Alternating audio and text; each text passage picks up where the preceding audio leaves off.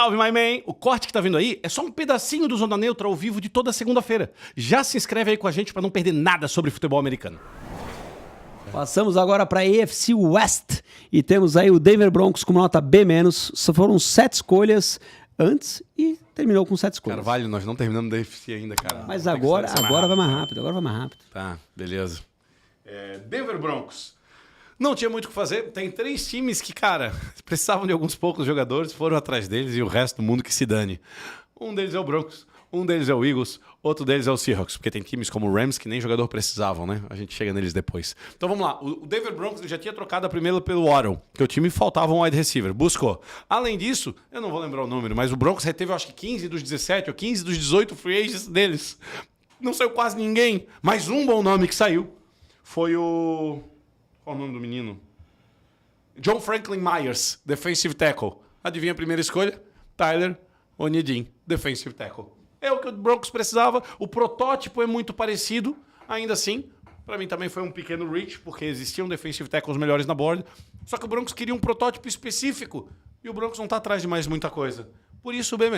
Talvez com outro defensive tackle na primeira escolha já era o suficiente para eu dar um B, que é a nota que eu considerei padrão para esses times. Cara, só vou buscar os gaps que estão faltando, pegando o pique no momento certo.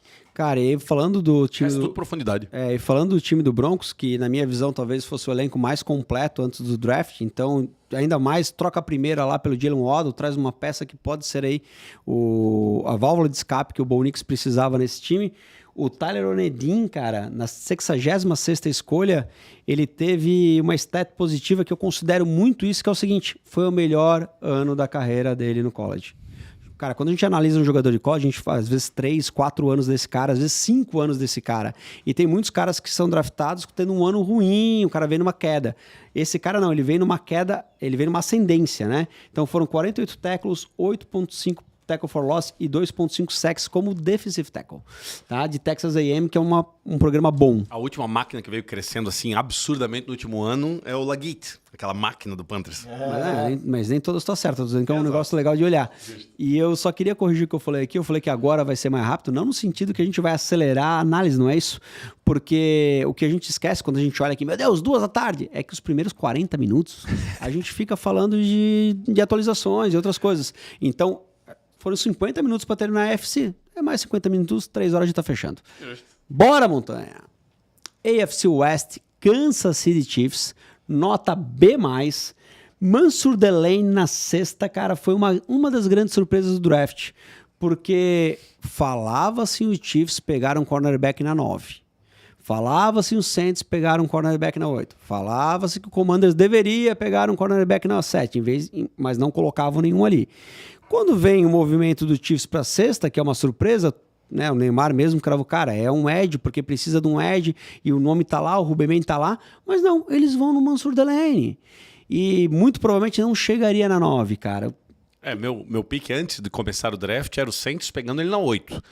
Vamos lembrar que na nossa cabeça, uma semana atrás, existiam 2 bons cornerbacks nas 2 primeiras escolhas de cornerback. Um deles era o McCoy.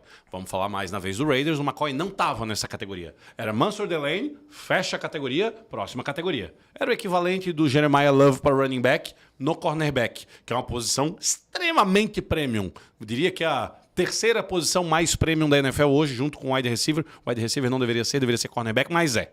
Dito isso, o Chiefs precisava de quê? Cara, a gente discutia se talvez precisasse de um tackle por causa do Josh Simons e a situação dele, mas, cara, o Josh Simons está tudo certo, tudo de boa, então o Chiefs não precisa de tackle, segundo eles mesmos. Então, cornerback, cara, eles perderam o primeiro e o segundo na sequência. Mas o Chiefs sabe-se que escolhe muito bem cornerback, talvez o melhor time da liga nesse sentido, ao ponto que buscaram um cornerback na 4ª, talvez substituto do Watson, enquanto do McDuffie seria o Delane. O Chiefs foi lá, deu o pique que precisava, buscou o Mansur Delane, vai ser excelente, sem sombra de dúvidas. Próximo pique. Qual o melhor jogador da defesa do Chiefs? Ou deveria ser, também está envelhecendo, Chris Jones. O que eles pegam? O melhor defensive tackle em termos de status do atleta. Tamanho, envergadura, velocidade, explosão, etc. Mas o que ele mostra no jogo foi uma merda. Ele não teve grandes números no college. Era para ter sido um animal? Não foi. O que tu faz? Bota no Chiefs para treinar, para jogar junto com o Chris Jones. Nada melhor do que ter alguém para aprender sem precisar ser titular no primeiro ano. Excelente. Além disso, vamos pular lá pro último pick. Garrett Nussmeier. Ano passado a gente tava conversando quem que ia ser o pick do Raiders 1 overall. Nussmeier, Mendoza, qual é o quarterback que ia ser o primeiro pick overall? Cacete, o Nussmeier era um deles. Daí o Chiefs pega um cara que... Quais são os pontos negativos dele? Inconsistência e muita lesão. Pra botar embaixo do Mahomes. Se eu acabei de falar do Peter Woods, que é excelente com o Chris Jones, pensa um cara embaixo do Mahomes com o Andy Reid. Deixa ele 1, 2, 3 anos, deixa o que for. Vai que ele tem aquele lapso de genialidade e embaixo do Mahomes ele aprende com o Mahomes e com o Andy Reid. Vai aprender como ler as jogadas, porque é uma das funções do quarterback reserva no lado do campo, entender as defesas adversárias, entender posicionamento, fazer o tel, fazer a leitura realmente do que está acontecendo. E vai que tudo pode acontecer com o Mahomes. Pode ser trocado, pode lesionar, tomara que não, deixa eu bater na madeira. Mas ele pode até ficar lá, né, cara? E depois o Nussmeier acaba valendo 2 piques. Exato. É inevitável que em 4 anos, que é o período que ele vai estar lá, se ele for bom, em 4 anos, em algum período o Mahomes não jogue. É quase inevitável. Seja por lesão, seja por poupar, seja pelo que for. E se ele jogar um pouquinho e jogar bem, que tem tudo para isso acontecer, é o Kansas City Chiefs, é um time de dinastia, é um time com Andy Reid, etc. Se ele jogar bem, o Chiefs depois troca ele para uma third ou uma second ou alguma coisa, tendo pego ele na 7ª. É isso aí. Eu adoro o draft do time do Chiefs, cara. Por mais que a nota caia um pouco pela trade, né, pelo Mansour Delaney, eu acho que acaba impactando, né? Mas tu busca o teu cornerback, que na tua análise é o número 1, e se o Steve Spagnuolo acha isso, ninguém vai discutir com ele, né? Exato. Então tu vai botar o cara em caixa plug and play. Mas o Peter Woods, cara... Sabe qual é o grande ponto forte do Peter Woods? Eu não achei que você ia gostar. Não, mas ele é uma montanha. Ele é uma montanha paradora de corrida, certo? Tu vai botar ele do lado de quem? Chris Jones, cara. E aí, se tu bota uma montanha paradora de corrida, tu libera o Chris Jones pra fazer o quê? Sec. Matar o quarterback, cara. Se tem um time que o Peter Woods fecha pra cacete, pra mim é o Chiefs. Por isso que eu gosto pra cacete. Mason Thomas é um cara que vem com uma boa produção. Ele é um cara ali na briga...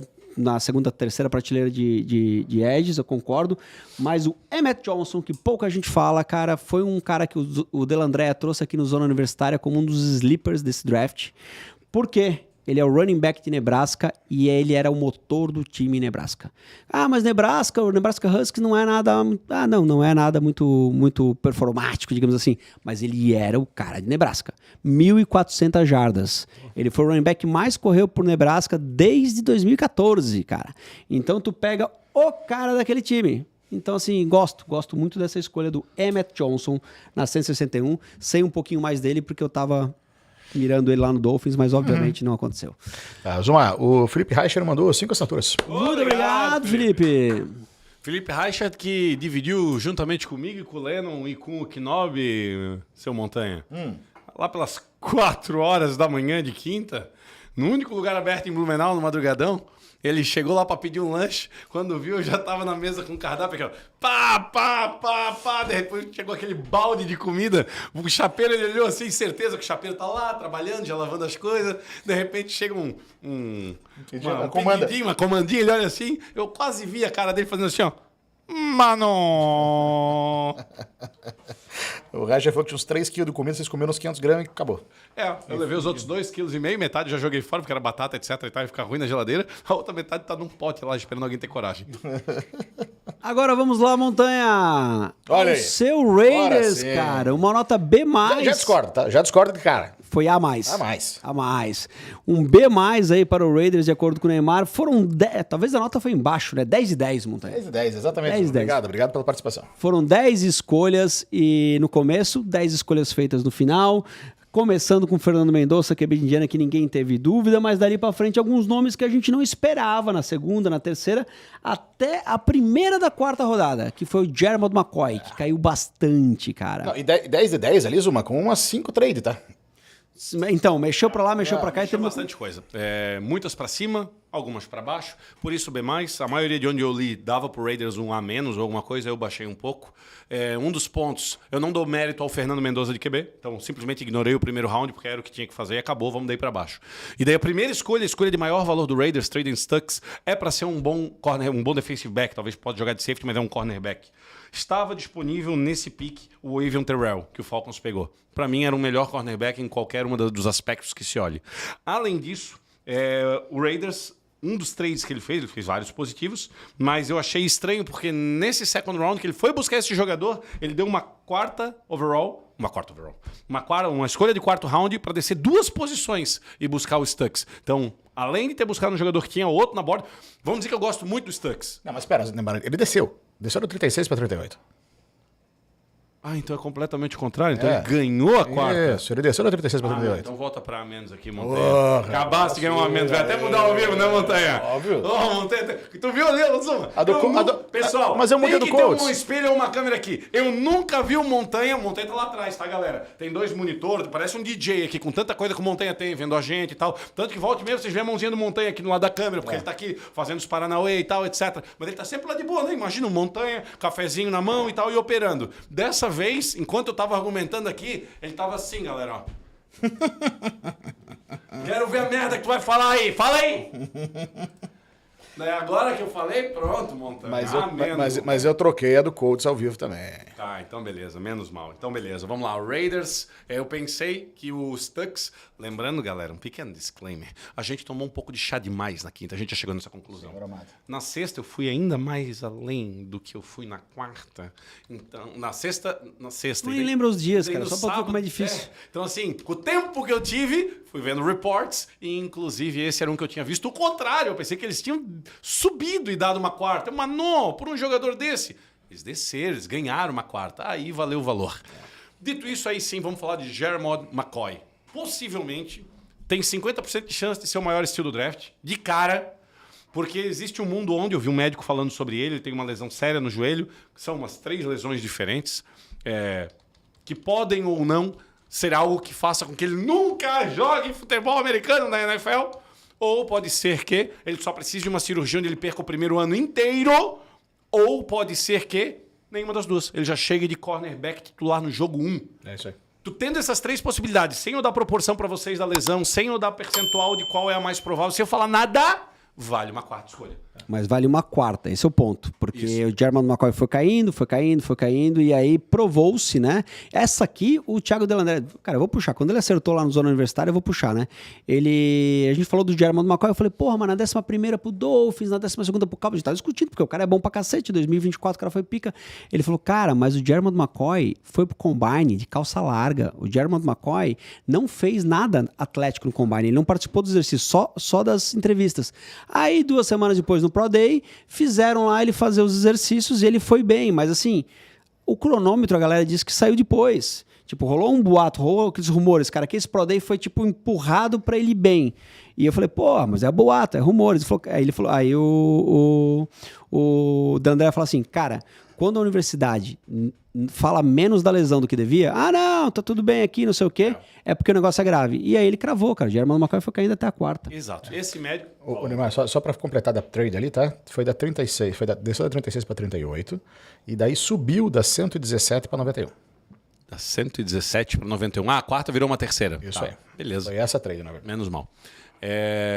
Continuando ali do McCoy, então, um médico que eu vi comentando sobre o assunto, colocando os detalhes de joelho e tal, etc., comenta que ele acha que existe uns 15 a 20% de chance de realmente ser um extremo bust, de não pisar em gramado da NFL.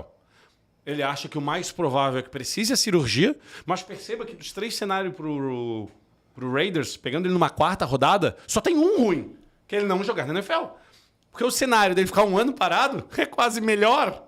Eu nem quero para bem esse ano, para eu ter um pique melhor ano que vem.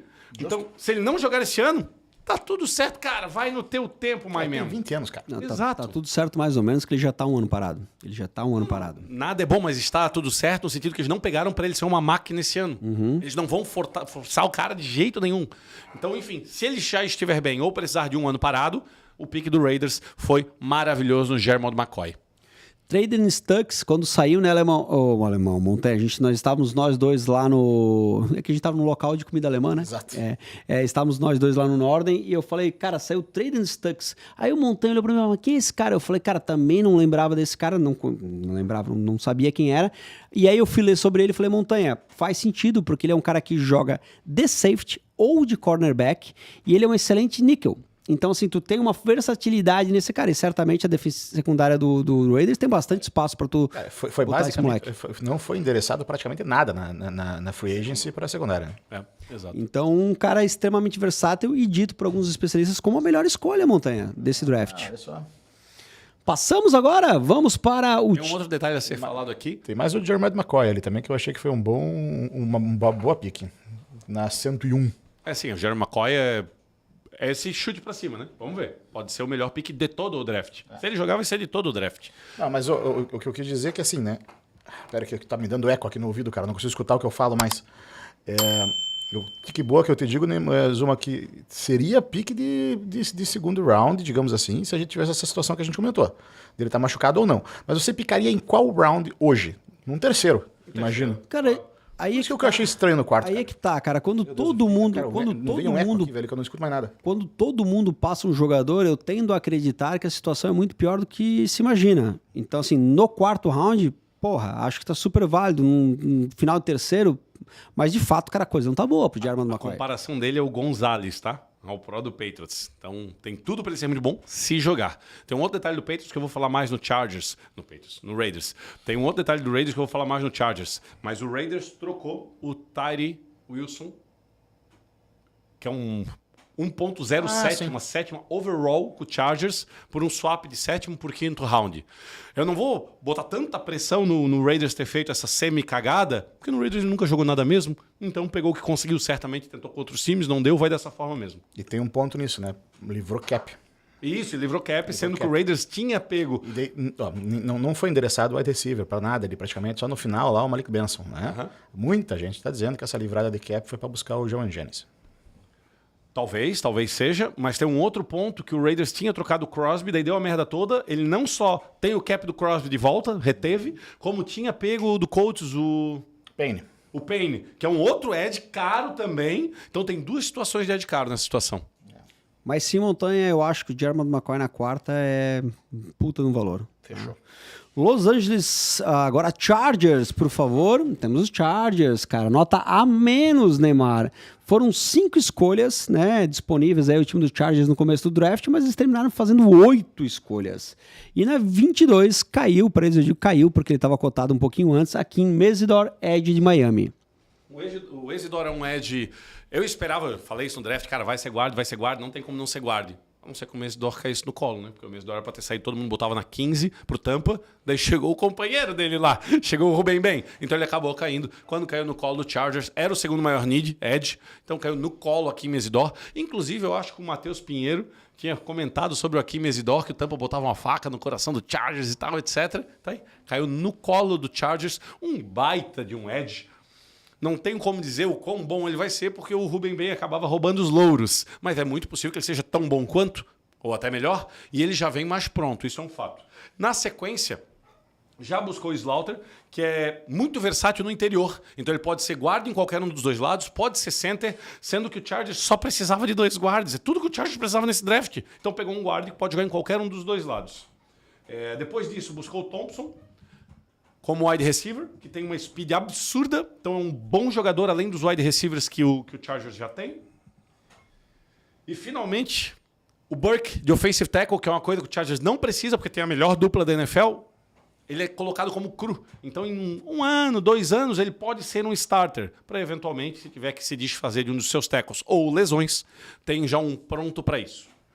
Tu lembra que a gente falou sobre o Connor Lee, que era, teoricamente, se não tivesse sido machucado, brigaria aí para ser o primeiro center da board? O outro cara é o Slaughter. Então, assim, cara, é uma excelente escolha na segunda rodada, embora o que eu li sobre assim, a melhor escolha do time do Chargers foi o defensive tackle, o Nick Barrett, Neymar, lá no finalzinho de South Carolina, porque ele é um monstro, um cara muito forte, atlético, físico, encaixa perfeitamente com o estilo de jogo do Chargers. E foi caindo, também não se esperava que esse cara caísse até na quinta, tá? Então, o Chargers ainda ganhou 2 escolhas do Patriots de segundo dia por um pequeno trade down que fez. Então, assim, nomes aqui pontuais nesse movimento do Chargers, né, cara? Trabalhando com alguns steals e encaixes que eu acho que vão ser plug and play logo no primeiro ano, né? Finalmente, perceba mais um último detalhe do Chargers, porque como eu achava, acho que quem acha é quem perdeu, né? Então, como eu acreditava do Chargers, ele só precisava de guarda. E tem 2 guardas meia sola lá. Daí buscou um para ser plug and play, Vai faltar um. Os últimos 2 picks, manda 2 guarde. Vamos fazer o peneirão aqui, que alguma coisa nós vamos ter. Cara, isso. Inclusive, o Travis Burke, ele, offensive tackle, tu falou, profundidade. Pá, tem os dois, a melhor dupla de left e right tackle da liga? Tem, mas os 2 machucados ano passado. Então tu tem que ter... Só pedir pra galera do chat, eu vou ter que ficar sem fone, galera. Tá com um eco muito ruim aqui, eu não consigo me concentrar. Se o áudio piorar alguma coisa, me avisem no chat, por gentileza. Continua aqui, né? Continua passando pano para as escolhas aqui da galera, né? Seguimos aqui fazendo esse trabalho. Alguém tem que fazer, né? NFC, lá vamos nós. Bora, Montanha.